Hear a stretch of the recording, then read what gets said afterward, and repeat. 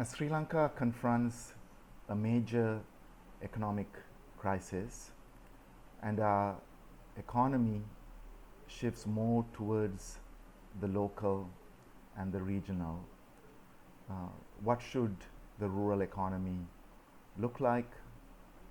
What should our policies focus on? Given the balance of payment crisis that Sri Lanka is facing, a lot of our essential imports could also be disrupted in the years ahead.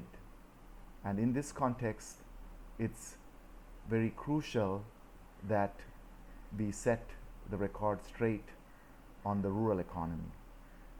But when we think of the rural economy, and in Sri Lanka, much of it is in agriculture, fisheries, dairy, and of course the plantation economies as well in tea production and rubber and coconut. It's not just merely a question of increasing address.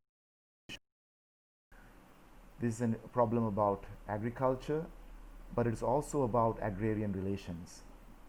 How do we empower our communities so that they produce what they need and on terms that are favorable towards them, which means shifting towards like land reform, and other resources necessary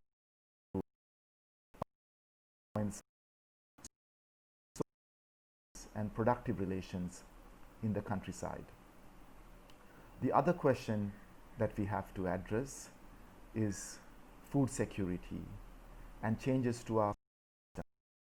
In other words, over the last 4 decades under neoliberalism, we were pushed towards the export market. Instead of considering the priorities of our own food consumption, we were producing foods for Western countries. This could be in fisheries, where the focus was on exports in crabs and prawns and sea cucumber. Similarly, in agriculture, food for the West. There needs to be a shift now towards prioritizing foods for our own population and addressing self-sufficiency in that way.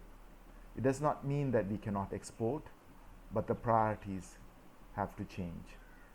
So in sum, as Sri Lanka shifts towards the local in our economy, the rural becomes important, and there the agrarian relations in our countryside and people's food concerns have to become a priority. Thank you.